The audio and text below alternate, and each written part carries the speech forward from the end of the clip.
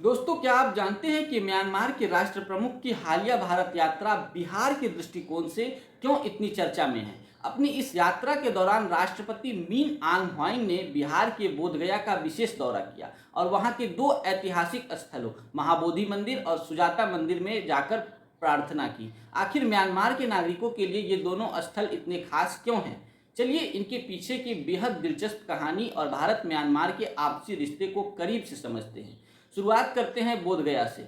इतिहास के पन्ने को पलटे तो ये वही पवित्र धरती है जहाँ सिद्धार्थ गौतम ने फल्गु नदी, जिसे प्राचीन काल में निरंजना नदी के नाम से जाना जाता था, उसी के किनारे एक पीपल वृक्ष के नीचे बैठकर वर्षों तक गहन साधना की थी। आखिरकार बैसाख पूर्णिमा के दिन उन्हें यहीं पर सत्य का बोध हुआ और वे गौतम बुद्ध के रूप में पूरी दुनिया में विख्यात हुए।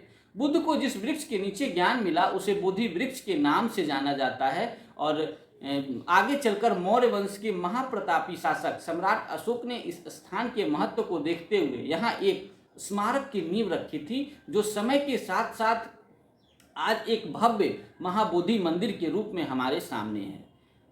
इसी ऐतिहासिकता और वैश्विक महत्ता को देखते हुए यूनेस्को ने वर्ष 2002 में विश्व धरोहर की सूची में इसे स्थान दिया था। अब बात करते हैं सुजाता मंदिर की।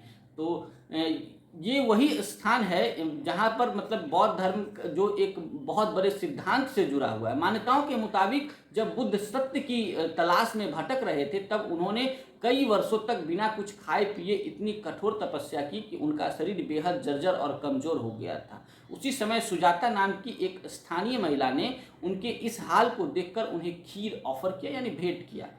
उस खीर को ग्रहण करने के बाद बुद्ध को एहसास हुआ कि जीवन को सही दिशा में ले जाने के लिए न तो शरीर को बहुत अधिक ऐशो आराम देना चाहिए और न ही घोर कष्ट देना चाहिए।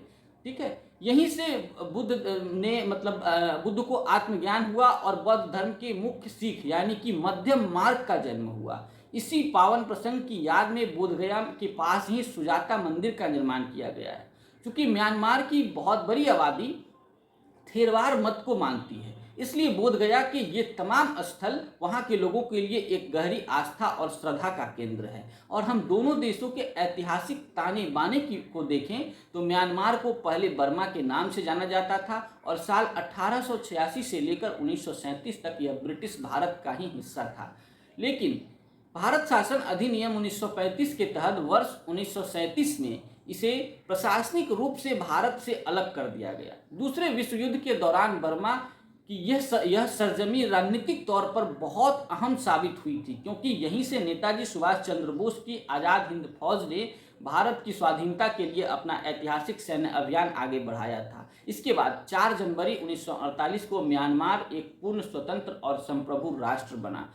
आज के आधुनिक दौर में भी भारत की कूटनीतिक एक्ट ईस्ट पॉलिसी को कामयाब बनाने में म्यांमार एक बेहद मजबूत स्तंभ है। हमारा इकलौता ऐसा पड़ोसी देश है जो दक्षिण पूर्व एशियाई देशों के संगठन आसियान का सदस्य भी है और भारत के साथ जमीन से सीमा भी साझा करता है। भारत और म्यांमार के बीच करीब 1643 किलोमीटर की लंबी थल सीमा है, जो 4 पूर्वोत्तर राज्यों अरुणाचल प्रदेश, नागालैंड, मणिपुर, मिजोरम से होकर गुजरती है। याद रखिएगा, अरुणाचल प्रदेश, नागालैंड, मणिपुर और मिजोरम। दक्षिण पूर्व एशिया के बाजारों को सीधा जोड़ने के लिए इस समय कालादान मल्टी मॉडल प्रोजेक्ट और Bharat Myanmar Thailand Tripathi highway जैसी कई बड़ी महत्वाकांक्षी बुनियादी ढांचा या परियोजना पर तेजी से काम चल रहा है। यही वजह है कि म्यांमार न सिर्फ सांस्कृतिक रूप से बल्कि सामरिक और आर्थिक रूप से भी भारत के लिए बेहद खास है और अहम पड़ोसी देश भी है। अगर आपको एक ऐतिहासिक और कूटनीतिक जानकारी पसंद आई हो तो इस वीडियो को लाइक करना न भूलें और चैनल को सब्सक्राइब करना बिल्कुल भी न भूलें। मिलते हैं अगले वीडियो में। धन्यवाद दोस्तों।